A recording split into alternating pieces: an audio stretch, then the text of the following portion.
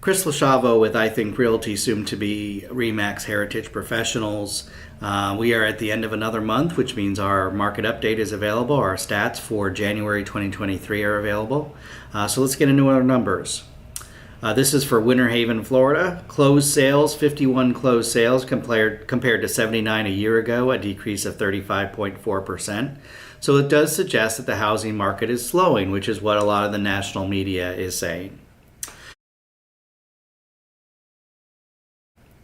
Cash sales as a percentage of closed sales, 31.4% of all sales were cash sales in Winter Haven, compared to 32.9% a year ago, a decrease of 4.6%, so not a significant change there.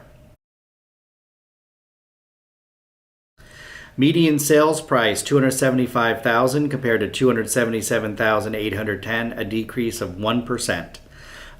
So yes, the market is slowing. It is stabilized. You could even say it's correcting, but it's only correcting a little bit, with prices being down 1% over a year ago for median sales price.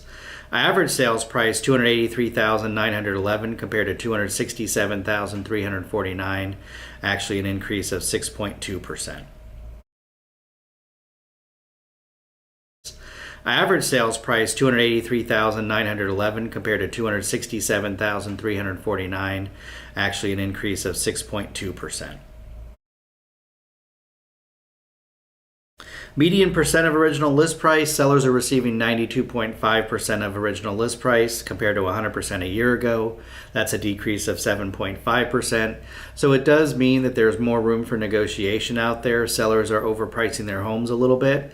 There's still going to be some homes that you might have bidding wars where you might have to go in over asking if it's in a very popular neighborhood, if it's well maintained, updated, etc. But for the most part, there is room for negotiation in our current market.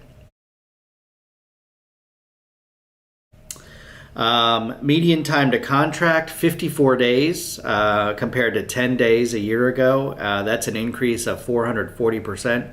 So homes are staying on the market much longer before they sell than they did a year ago. And median time to sale, 98 days compared to 56 days, an increase of 75%. New pending sales, 77 compared to 84 a year ago, a decrease of 8.3%. New listings, 114 new listings compared to 88 a year ago. That's actually an increase of 29.5%. That's actually good news if you are a buyer, because we want to see an increase of inventory, and one of the ways we do that is with new listings. So that being up over a year ago is positive news. Pending inventory, 118 pending compared to 134 a year ago, a decrease of 11.9%. Active inventory, 250 homes are active compared to 86 a year ago, an increase of 190.7%. And a lot of that number is made up of homes that have been on the market longer, haven't sold yet. Remember, they were selling in 10 days a year ago compared to 54 days now. So that's where most of the increase of inventory comes from, although we did see an increase in new listings as well. And then month supply of inventory, we're at 3 months supply of inventory compared to 0.7 months a year ago, an increase of 328.6%. So is the market correcting? Yes. It's not the extreme hyper seller's market with less than a month of inventory that it was a year ago. Is it a buyer's market though? No. We are still in a seller's market. We would need to go to 6 months of inventory to be balanced, and more than 6 months of inventory to be in a buyer's market. So for those who are talking about a market crash, that's really not what we're looking at. We're looking at more like a correction, a normal market in terms of what the market was like before the pandemic. Tune in as we talk a little bit more about what all this information means for you.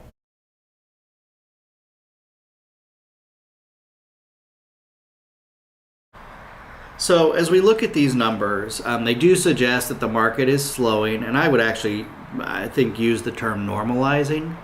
What we had over the last several years during the pandemic was not by any stretch of the imagination a normal market. But what we have now is much more normal. Certainly normal in terms of what we were experiencing before the pandemic. Are we in a balanced market? No, we are not in a balanced market. We'd need 6 months of inventory to be in a balanced market. So we're still in a seller's market.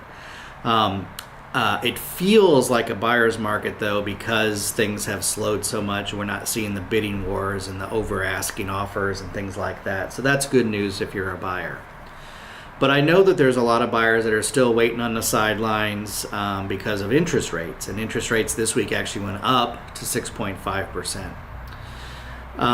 My thoughts on this are the following. I think that interest rates are actually going to go down as the year goes forward.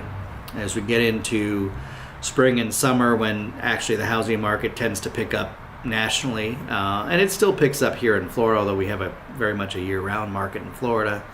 I think that the competition is going to increase, but I also think interest rates are going to start to drop.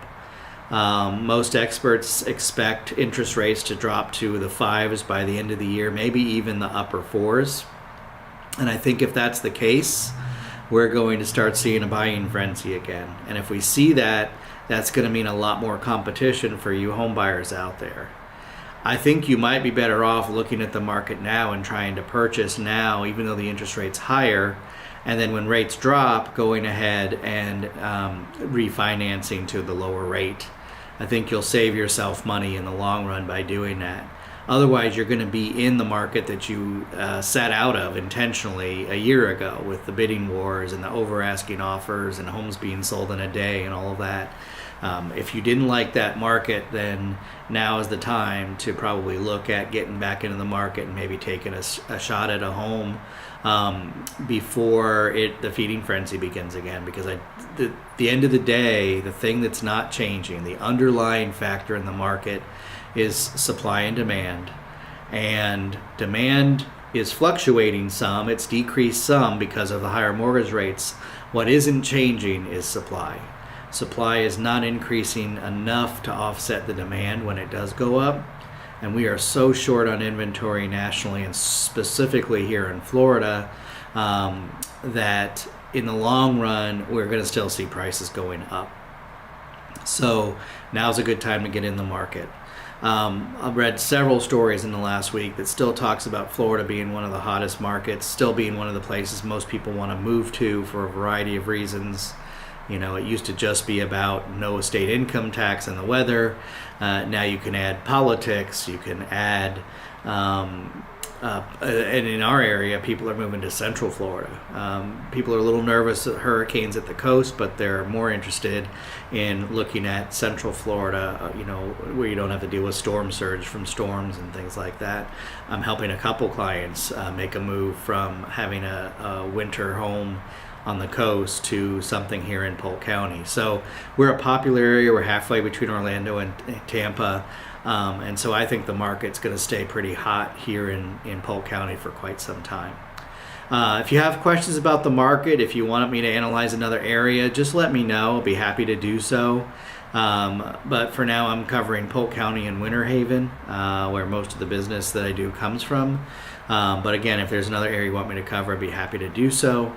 If you or someone you know is looking to buy or sell a home in Central Florida, I'd love to be the agent that you choose to help them. I take good care of my clients, and I look forward to helping them. Have a great day, everybody, and remember, I want to make your home buying and selling experience an epic one.